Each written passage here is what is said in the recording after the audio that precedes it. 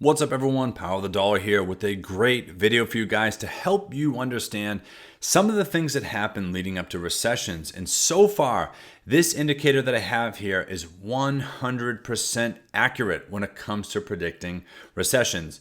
Not 99%, not 92%, 100%. And if you look here at the top, it's the number of unemployed people who've been looking for a job for 27 weeks or more. Okay, and here at the bottom, it's the federal funds rate, or more simply put, what the Federal Reserve charges for interest rates, what they have interest rates set at. And now we're going to be looking at both of these to determine if there's going to be a recession or not. And this information is going to be very valuable for years going forward. As you can see, it's very accurate looking in the rear view. So let's get into it and go to the top. So here at the top, we have the number of unemployed people for 27 weeks or more. Long story short, it's the number of people who've been looking for a job for 6 months or longer. If you've been looking for a job for 6 months or longer and that number is going up and it starts in the thousands and then it's the tens of thousands and millions, that's not a good sign for the economy. And we're going to pair this together with the Fed funds rate and how inflation ties into this all. But just a little context of how this chart works. This blue line you see here going up and down, up and down. All that means, very simply put, is the number of people who have been looking for a job for 6 months or more. It goes up and it goes down.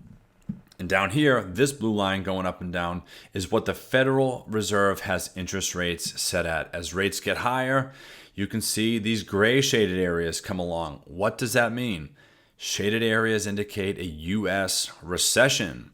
And you can see when there's a recession, during that time, people start getting laid off. I'll go to this spike right here. When there's a recession, you see this spike going up of people getting laid off.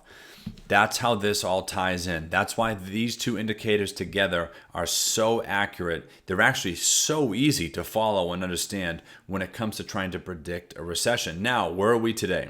Over here on the right, we have 2025, and you can see since March of 2023, this number has been going up and up. It's not a good sign. And recently, the GDP reading for the most recent quarter was negative. And if you didn't know, the textbook definition of a recession is having two back-to-back negative GDP quarters in a row. And we already have one, and it's not looking good for what's coming down the pipeline, all right? So what does that mean though? There's no gray shaded area yet. And that means that you don't even know you're in a recession until you get those two readings. They're kind of rear view looking, meaning here at this point, let's say September 2007, the US was in a recession. Things were really starting to slow down, okay? And that's when the unemployment started to spike like crazy. Now, I'm going to give a little background on all of these recessions and these unemployment spikes, just so we can start to see what all of these, or pretty much all of these recessions and unemployment spikes have in common. So let's start 1948. After World War II, the economy shifted from wartime to peacetime. We weren't making tanks anymore. We were making refrigerators and sofas. And the government was not spending money on making those tanks and planes and whatnot. So when you pull back on government spending, it leads to a slowdown in the economy. And you can see here a lot of people got laid off, probably people from factories and whatnot, and they had to find new jobs. And now here in 1955, it's the end of the Korean War, which once again led to a sharp reduction in defense spending. When you cut back on spending, it slows things down. And also, the Federal Reserve was maintaining very tight credit conditions. They were raising interest rates around this time. Okay, see, 1955, it was going up. And when interest rates go up at the Federal Reserve level, interest rates also go up for mortgages, for auto loans, business loans, personal loans. And if a business, it's too expensive for them to borrow money to grow their business, what's going to happen? They're going to end up laying people off. And what else are they going to do? They're not going to rehire people. So not only have they laid someone off, they're not going to rehire people. So these people here in these spikes, they're getting laid off and they can't find another job. And it's for 6 months or longer, which is why it leads to a recession. So that's how this is all starting to pan out. And we're starting to see what these all have in common. But let's move on to 1957. This is the Eisenhower recession, and in response to rising inflation, the Federal Reserve started raising interest rates. And here in 1960, this was called the pre-election recession. The Federal Reserve's monetary tightening in the late 50s really reduced liquidity in the economy, really slowing things down. Now let's go to 1969. This was called the Nixon recession, and this is where things start to get a little crazy. Inflation put a lot of pressure on the Fed to tighten their monetary policy once again, and this cooled off the very overheated economy. On top of it, government spending was really going down because the Vietnam War was starting to wind down. Now let's move on to the next one. In 1973, we had the oil shock recession.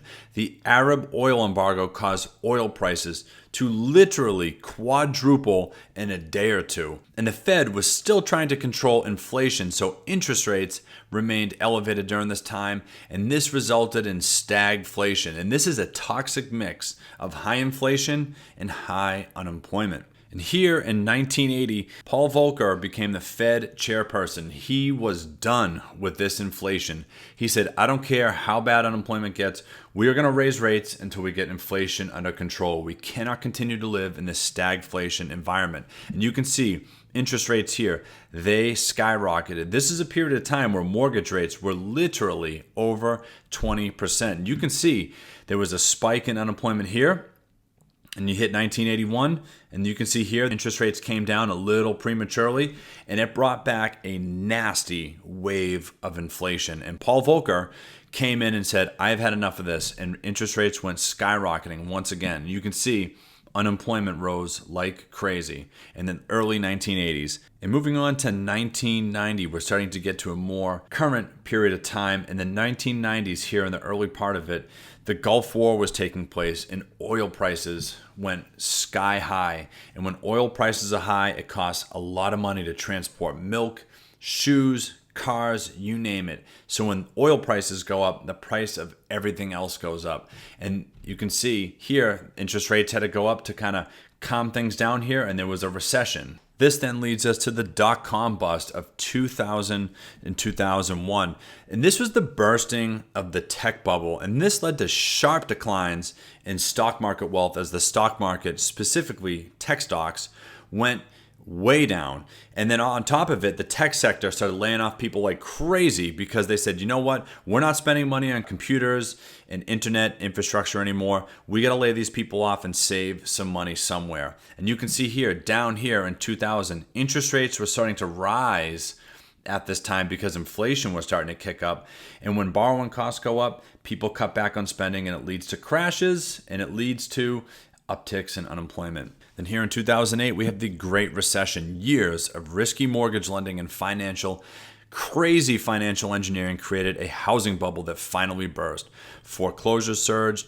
There was major financial institutions that were collapsing all around the world. Now back to the charts. Let's start down here in the bottom for the Fed funds rate. You can see in 2005, the Federal Reserve started raising interest rates, and they did this to combat some inflation that was taking place at that time. But during this time, people who were buying homes were getting mortgages that were referred to as adjustable rate mortgages. And what that meant is if interest rates started to rise, your mortgage rate was adjustable and would go up or down according to what interest rates were being set at. And you can see here, interest rates were rising, so those mortgage rates over time continued to rise. And let's just say someone bought a house and their mortgage payment was $1,000.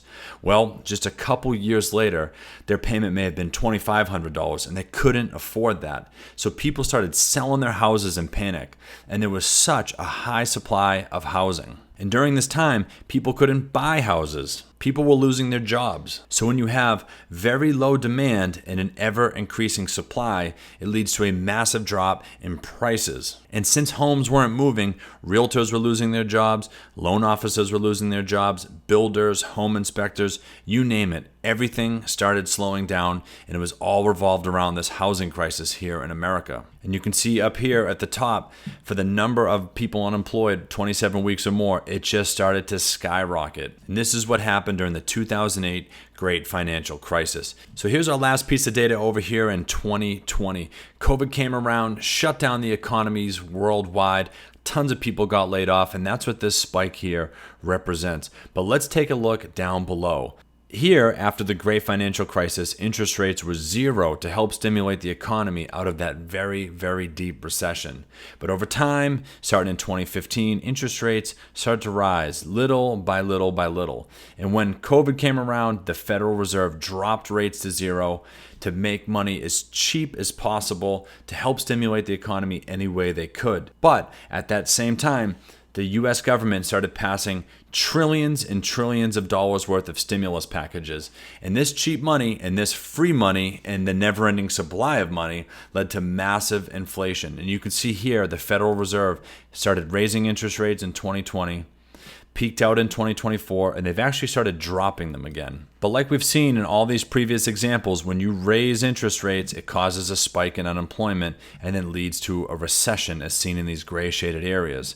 So you can see interest rates have risen, this unemployment stat is starting to rise, but will this lead to a recession? And it's important to note that these recessions always take place after the Fed raises rates to combat inflation and is almost always paired with the slowdown in government spending. But as of today, July 4th, 2025, Doge has only minimally cut back on government spending. And today's passage of the OBBBA is definitely going to increase spending, which leads many experts to fear a worsening budget deficit, which has been a problem for the US budget for over a decade now. And in closing, it's important to know that so far, these two sets of data have been 100% accurate in predicting a recession. Is this time going to be different? I don't know. I can't predict the future, but I wanted to share this with you so you can make your own opinion.